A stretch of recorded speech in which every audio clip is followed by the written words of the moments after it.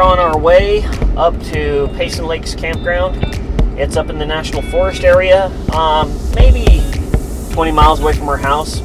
Not every RV trip has to be a huge, long expedition. It's really just going to be overnight because Kara has some church stuff she has to do tomorrow.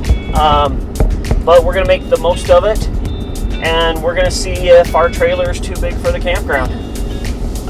It says that it's not, and I went up and looked at it, but you never know until you're actually up there with the trailer.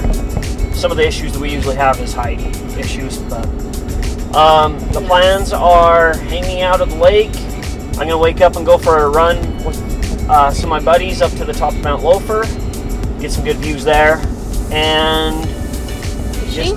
Going to do some fishing and hiking. Yeah. Dutch oven. As much as possible in 24 hours. Yeah. So that's the plan.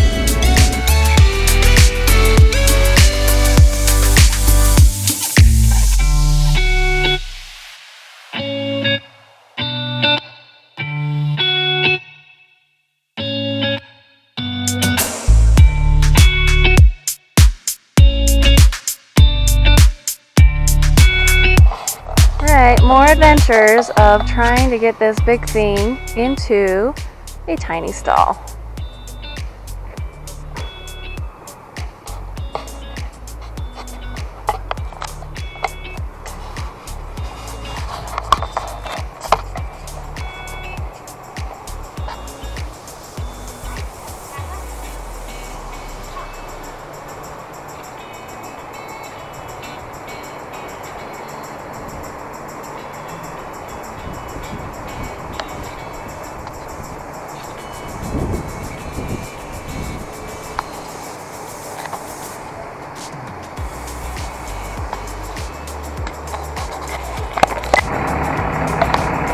Okay, somehow we made it in this tight little spot. Jess is just getting us all leveled. And I'll give you a little sneak preview over here to give you a little preview as to how tight we are in our campsite. We ended up having to move, and anyways, we knew it would be tight, but not that tight. So we are just making the best of our campsite here. And yeah, it's gonna be good.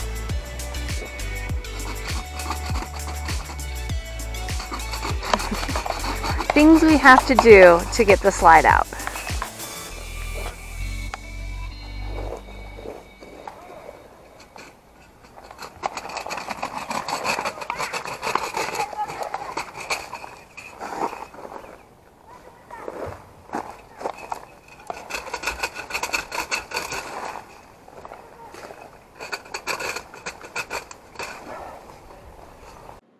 On Saturday morning, I woke up early and met my buddies at the trailhead for the Mount Loafer Trail at Payson Canyon. It was about 5 or 6 o'clock, and we made it to the saddle right as the sun came up over, so it was a great view. We weren't able to make it to the summit because of the snow conditions, and we didn't have the extra time or equipment.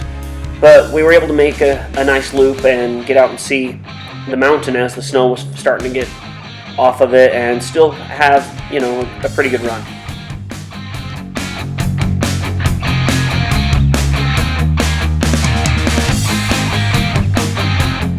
Utah has some of the best trails to run all throughout the Rocky Mountains, Wasatch Range, Uinta Range, all those areas.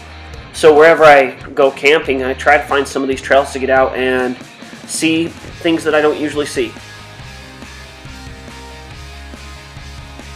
If you're camping in the area, you can find trail maps at the local Forest Service, but also if you get online, you can find local running groups that will tell you where the trails are and the difficulty of the trails and all the different, things that you need to know and the gear to pack, those sort of things. And even sometimes you'll find a group that's going and they'll let you tag along, and they can, give you a first-hand guide of where to go and see some of the coolest stuff. We did go on a very, very short hike. It was perfect. We went up to the grotto right next to our campsite. Just a little waterfall. Yeah, it's just this the rocks all are kind of up enclosed, kind of cave-like, and then this waterfall just falls down through it. Lots of families up there hiking with little kids. Yeah, it was great for a very young family, or if you're old, like much older. Perfect for that as well. Yeah. I mean, there wasn't like a lot of room to like stand around and observe, but you kind of just have to go and see and then kind of get out of the way. But it was still really great, and it was nice and cool, and where the water's running off, it was high water, so it was spilling over quite a bit, which made it a little more impressive than.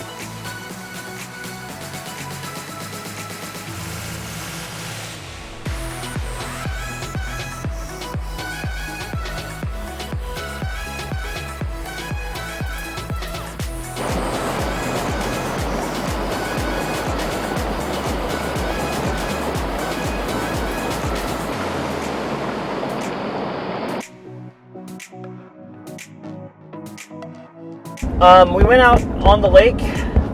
Friends of ours had a little inflatable boat. Kara and Jessica went out and pedaled around, and I sat on the banks fishing, and I think Jed took a nap. Tended the baby while she was napping. Yeah. Yeah. It was good. It was nice. Lots of people were out on the lake just doing their thing. I thought it was a really nice area. Like, around the banks were all paved, and somebody had gone and made these little alcoves out on the water's edge out of Castle Rock or whatever. Castle Rock, cinder blocks. So everyone had their own little, alcove. They could fish and cast, and you didn't have to worry about other people's lines. And yeah, it was nice to have your own little space to sit and mingle. And then I had a beach area for swimmers and boaters and all that to kind of launch and all that. Yeah. So that way you don't have fishing going on right there and people getting hooks in their feet. Well, we're getting on the freeway. Finished our 24-hour RV trip up to Payson Lakes. Yes, our little weekend getaway. A lot of people think you have to have an RV full-time to make it worth it, but we had a heck of a good time. It's good. Yeah, Payson Lakes has a lot to offer. Lots and lots of hiking. Has horseback riding.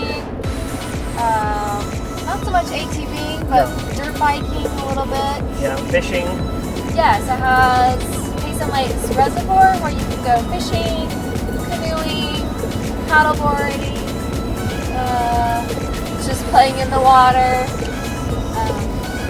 Yeah, a great little picnic spot. Take a lunch. And Utah has lots of these national forest areas that are great for RVs and set up and relatively cheap. You can spend the weekend. Yes. Yeah, there was quite a few people just tenting it. As well as us RVers as well. It's kind of hard with the bigger RVs. I wouldn't want anything bigger than ours up there, and ours is 32 feet. It was a little bit of a squirm to get in, and Kara had to jump up and cut off some branches and stuff, but... Yep, up on the roof, breaking off branches so they don't scratch the side of the trailer. It's not our first time. Yeah, not our first rodeo. So, just one of those things when you have a little bit bigger trailer. Yeah, things you have to watch. And then, of course, if you want the slide out, you have got to worry about, foliage. Sure. Around the sides. A 24-hour trip is not the ideal, but anytime you can get out in the mountains and enjoy your RV is time well spent and well worth it. Remember to get out and enjoy your weekend. Thank you. If you like the video, give it a thumbs up. If you like the channel, go ahead and subscribe for more videos.